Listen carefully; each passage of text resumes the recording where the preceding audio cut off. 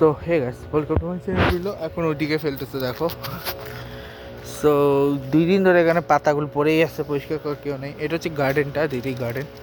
অবস্থা অনেক খারাপ ভাই, গার্ডেন একদম মরে গেছে। আমি তোমাদের দেখাচ্ছি। এদিক দিয়ে বেরোবার জায়গা রয়েছে, ঢুকার জায়গা রয়েছে এদিকে। ওদিকে যাবো আমি, যেদিকে যে বসি। সো এই হচ্ছে পুরা বাগানের অবস্থা, একদম শুকায়ে কাঠ হয়ে গেছে। আর এটা হচ্ছে কিউ বিল্ডিং। ওই পাশে তো ওটা হচ্ছে আর সামনে হচ্ছে অ্যান, যেখানে আমি বসতে যাবো। আর এখানে এখন রোড, প্রচণ্ড লেভেলের রোড, বিকজ দুপুর 12:30 বাজে এখন। প্রচণ্ড লেভেলের রোড এখন, দুপুর 12:30, দুপুর 1টা বাজে এখন। 1টা মানে হচ্ছে বাংলাদেশ সময়, এখন বাজে রাত 11টা, আর ইন্ডিয়ান সময় হবে 10:30টা। সো গার্ডেনটা ঘুরে দেখাচ্ছি আমি এদিকে। এটা হচ্ছে কিউ বিল্ডিংয়ের নিচের অংশটা। আর ওদিকে হচ্ছে ল্যাম্পপোস্ট আছে, প্রচুর ল্যাম্পপোস্ট আছে, ঠিক আছে। সো হচ্ছে এটিকে খুবই সুন্দর। আর আমি বেশি যাচ্ছি না, দূর গিয়ে চলে আসলাম, ঠিক আছে। সো মোটামুটি তোমার যদি আমি বলি, আর রিসেন্টলি খালেদা জিয়া মারা যাওয়ার একটা সংবাদ, মানে গুঞ্জন উঠছে। দেখা যাক কি হয়, আসলে মারা যায় নাকি, দেখা যাক, ডিপেন্ডস কি হয়, ঠিক আছে।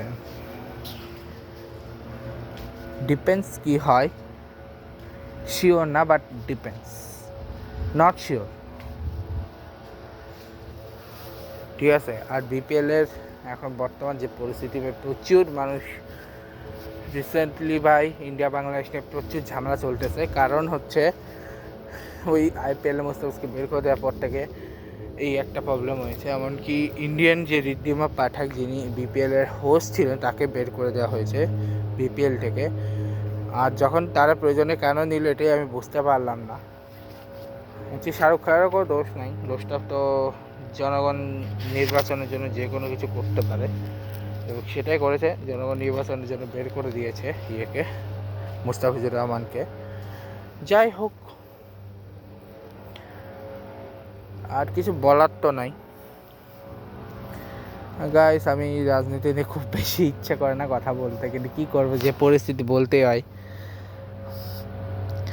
যাই হোক, ছাড়ো ওগুলো নিয়ে। আর আজকে সারাদিনের প্ল্যান নিয়ে আমি কালকে ব্লগে বলবো। অলরেডি বলেই দিয়েছি যে আজকে সারি কী করবো। আমি টেনিস খেলার প্ল্যান আছে, আমি মুভিটা দেখার প্ল্যান আছে। আর তেমন কিছু নেই, কালকেরটা আমি কালকে বসে বলবো। আর কালকে আমি দেখাবো যে কালকে আমি কোথায় বসে প্ল্যানটা করছি। কালকেও হয়তো 1টার সময় আমি ব্লগ করবো, যখন 27 তারিখে ব্লগটা আমি করবো। সো যাই হোক, মানে 28 তারিখে ব্লগটা আমি করবো। তো আজকে ব্লগটা শেষ করছি। Goodbye guys, goodbye, love you too much guys.